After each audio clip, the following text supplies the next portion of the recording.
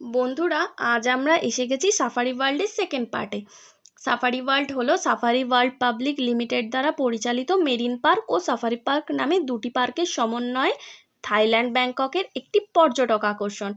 পার্কটি 1988 সালে চিড়িয়াখানার জন্য 480 আর পাখির জন্য 180 একর এলাকা নিয়ে খোলা হয়েছিল। এই দেখো, এগুলো হচ্ছে গ্রেট হোয়াইট পেলিকন। এরা পূর্ব সাদা পেলিকন নামেও পরিচিত।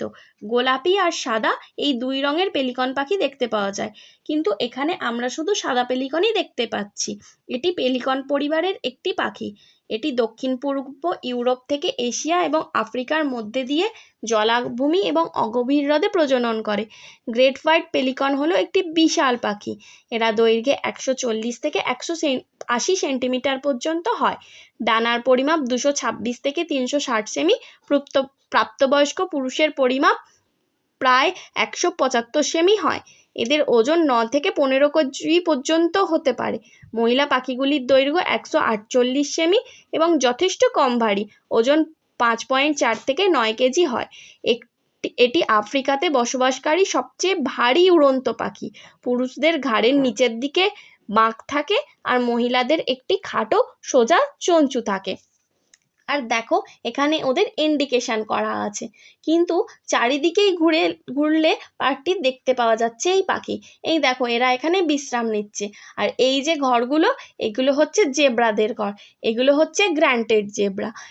এগুলি সমভূমির জেব্রা, 7টি উপজাতির মধ্যে সবচেয়ে ছোট। এটি পূর্ব কেনিয়া এবং গ্রেট রিফট ভ্যালির পূর্বে ইথিওপিয়ার দক্ষিণে পাওয়া যায়। এই প্রাণীরা সাভানা বনভূমি এবং তৃণভূমি পছন্দ করে। এগুলি মরুভূমি, জলাভূমি বা রেইন ফরেস্টে পাওয়া যায় না। পাহাড়ি জাতিটি পাথুরে পাহাড়ি এলাকায় বাস করে। সমস্ত প্রজাতির জেব্রাদের বাসস্থানের পাশ্চাত্য সংকুচিত হচ্ছে, ফলে জনসংখ্যা হ্রাস পাচ্ছে। গ্র্যান্টেড জেব্রা অন্যান্য অনেক জেব্রার মতো অত্যন্ত সামাজিক প্রাণী। এরা প্রতি কয়েক মাস ছাড়াই সঙ্গী পরিবর্তন করে। আর দেখো, চারিদিকে কিন্তু এই হোয়াইট পেলিকনগুলো ছড়িয়েই রয়েছে। গাছের মধ্যে যেন কিছু দিয়ে সুন্দর করে সাজিয়ে রাখা হয়েছে। ওরা দেখো নিজেদের মতন উঠছে, ঘুরছে, ফিরছে। ওরা নিজেদের মতনই রয়েছে। আর এই যে চারিদিকে হ্রদের মতন করা আছে, এগুলো থেকে ওদের পর্যাপ্ত জল পাওয়া যায়। আর এই যে এইগুলো হলো এখানকার সাম্বার হরিণ। এখানে সাম্বার হরিণ, ভারতীয় হরিণ, ফলো হরিণ, ইম্পালা এবং দাগযুক্ত হরিণ দেখতে পাওয়া যায়। আর দেখো, এইখানে জেব্রা আর হরিণগুলো কি সুন্দর একসাথে খেলা করছে। আর ওই যে দূরের দিকে ব্যাঙের ছাতার মতন ঘর বানানো আছে, তার নিচে ওরা যেন কি খাচ্ছে। এগুলো যে কি পশু আমি দেখে ঠিক বুঝতে পারলাম না, দেখে তো গরুর মতনই মনে হচ্ছে। আর শিংগুলো দেখো, একবার যদি সামনে এসে গুতোয় তাহলে তার অবস্থা তো খারাপ। আমাদের ওখানের গরুর থেকে এদের শিংগুলো তো প্রায় 4 ডবল। আর দেখো, সব যে যার একই উদ্দেশ্যে হেঁটে চলেছে, সবাই যেন বাড়ি ফেরার পথে। আর দেখো, সব থেকে অবাক ব্যাপার, তাদের মাঝখানেও কিন্তু এই হোয়াইট পেলিকনগুলো ঘুরে বেড়াচ্ছে। আর এই দেখো, গাড়ির সামনে দিয়ে একটা যাচ্ছে, তোমাদেরকে দেখানোর চেষ্টা করলাম।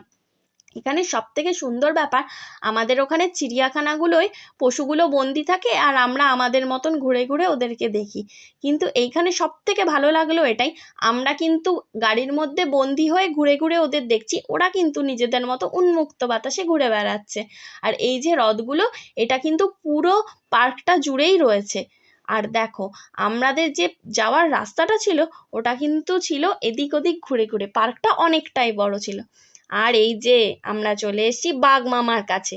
এখানে রয়েছে বেঙ্গল টাইগার। দেখো, কেউ ওপরে নিচে বসে, এইগুলো হচ্ছে ওদের বাড়ি। দেখো, কাঠ দিয়ে বানানো আছে ওদের বাড়িগুলো, আর গাছের নিচে যাতে ছাওয়া হয়। কেউ নিচে বসে আছে, কেউ আবার হেঁটে বেড়াচ্ছে। আর এই দেখো, সে আবার হেঁটে হেঁটে সামনের দিকে আসছে। কোথায় যায় দেখাই যাক। ও বাবা, এই তো আবার ওপরে উঠছে। এর আবার নিচতলা পছন্দ নয়, ও দোতলায় ঘুমাবে। দেখো অবস্থা। আর আমরা তো চারিদিকে খুঁজছি আর কোথায় পাওয়া যায়, দেখতে দেখতে এখানে দেখি ও বাবা, সবাই একসাথে বিশ্রাম নিচ্ছে।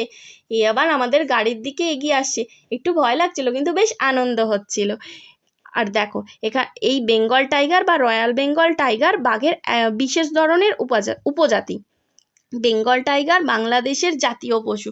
এটি সাধারণত দেখা যায় বাংলাদেশ ও ভারত, এছাড়াও নেপাল, ভুটান, মায়ানমার ও দক্ষিণ তিব্বতের কোনো কোনো অঞ্চলে এই প্রজাতি দেখতে পাওয়া যায়। বাঘের উপজাতিগুলির মধ্যে বেঙ্গল টাইগারের সংখ্যাই সর্বাধিক।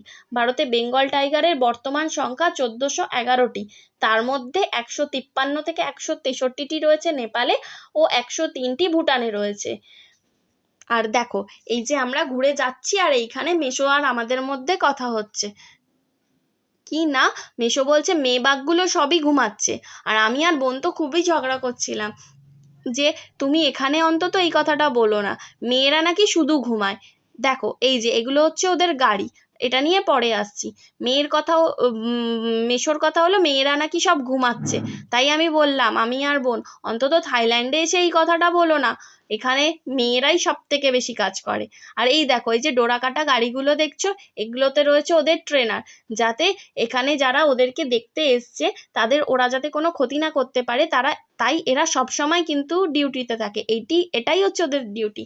ওরা গুলতি নিয়ে বসে থাকে। আমি কৌশিককে বলছিলাম ওদের ভয় লাগে না, তো বললো না এটাই ওদের ডিউটি, আর ওরাই এদেরকে ট্রেন করে, সব সময় ওরা এখানের মধ্যেই থাকে। দেখো এতগুলো পশু দেখলাম, কোথাও কিন্তু ট্রেনার দেখিনি, কিন্তু এদের কাছে কিন্তু রাখতেই হবে যাতে কারোর কোনো আপদ বিপদ না হয়ে থাকে। যাই হোক, এই যে দেখতে দেখতে চলে এলাম এই হ্রদটার কাছে। হ্রদের মতনই বলা যায়। এখানে আমরা জলহস্তী দেখেছিলাম, কিন্তু দেখার সাথে সাথেই সে জলের নিচে ঢুকে গেল। তোমাদের যে একটু দেখাবো তা আর হলো না। প্রাণী জগতে জলহস্তী এক বিশেষ প্রজাতির প্রাণী। এরা আকারে অন্য প্রাণীর তুলনায় দেখতে খাটো মনে হলেও এরা খুবই মোটা। এরা সাধারণত বেশিরভাগ সময় জলেই থাকে। এদেরকে জলের হাতিই বলি আমরা। কিন্তু তাও এই প্রাণীগুলি অনিয়ন্ত্রিত শিকার ও চোরা শিকারের কবলে পড়ে। এই দেখো একটুখানি মাথা তুলেছিল তোমাদেরকে দেখা দেওয়ার জন্য, কিন্তু চেষ্টা করলাম, আবার ঢুকে গেল। ওরা ওদের মতন জলের নিচে খেলা করছে, এই জায়গাটা ওদের জন্যই ছিল। তো আমরা একটুখানি দেখলাম, আর আমাদের গাড়ি কাকুটা এতটাই ভালো ছিল যাতে ওদেরকে দেখতে পাই আস্তে আস্তে একদম ড্রাইভ করে নিয়ে যাচ্ছিল। মানে গাড়ি কাকুও চাইছিল আমরা ওদেরকে যাতে দেখতে পাই। দেখো এখানেও কিন্তু ওই হোয়াইট বক বা হোয়াইট পেলিকন গুলো কিন্তু ঘুরে বেড়াচ্ছিল। তাই হোক, দেখতে দেখতে আমরা চলে আসলাম ভালুর কাছে। এই দেখো ব্ল্যাক ভালু, দেখেছো? দেখে তো মনে হচ্ছিল চটকাই, কিন্তু ভালু খুবই ডেঞ্জারাস হয়। সবচেয়ে সাধারণ ভাল্লুক এরা উত্তর আমেরিকার জঙ্গলে পাওয়া যায়। পুরুষ ভালুকগুলো মহিলাদের তুলনায় 70% ভারী হতে পারে। কোনো ছোট বা ওদের কানগুলো কিন্তু ছোট আর গোলাকার হয়। এদের মাংসাশী প্রাণী বলা হলেও এরা সর্বভুক। বসন্তকালে যেরকম এরা গাছপালা খায়, শীতকালে মরে যাওয়া প্রাণীদের মৃতদেহ খায়, গ্রীষ্মকালে আবার কিন্তু এরা ফল খেয়েও থাকে। তাই এরা মাংসাশী ঠিক বলা চলে না। আর দেখো গায়ের রংটা এতটাই কালো, পুরো মিশমিশে কালো, দেখতে কিন্তু খুব সুন্দর লাগছিল। কেউ জলে চুবে আছে, কেউ গরমে ঘুরছে, মানে একদম ওরা ওদের মতন, আর আমরা ওদেরকে দেখতে ব্যস্ত। যাই হোক, আর এইগুলো দেখো ওখানকার বুনো মোষ, বুনো মোষই বলা চলে। যাই হোক, ওখান থেকে আমরা সারাদিন ঘুরে 50 মিটার পর্যন্ত বড় ছিল, 50 মিনিট লেগেছে আমাদের পার্কটা ঘুরতে। যাই হোক, এত বড় পার্ক, সারাদিনের অনেক টায়ার্ডনেস এইসব সেরে আমরা উঠে পড়েছি গাড়িতে। আমরা যাচ্ছি এখন শপিং এর উদ্দেশ্যে।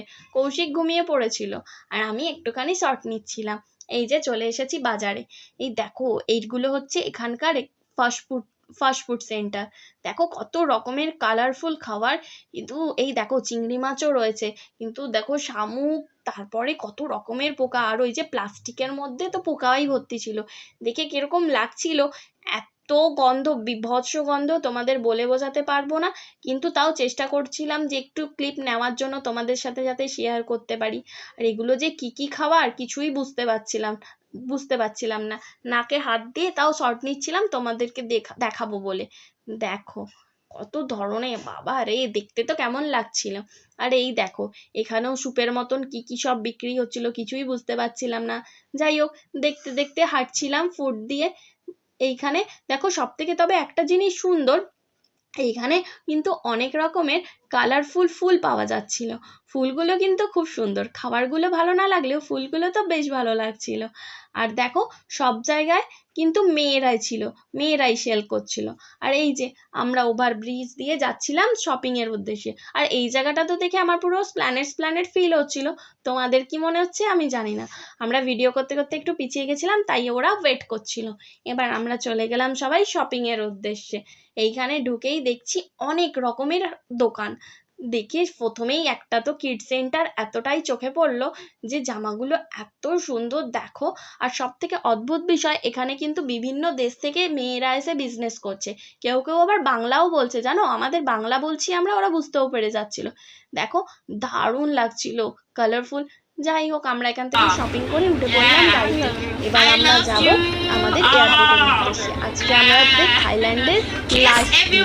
আর এখানে আমাদের যে গাইড ছিল সে কি বলছিল তোমরা একটু শুনে নাও।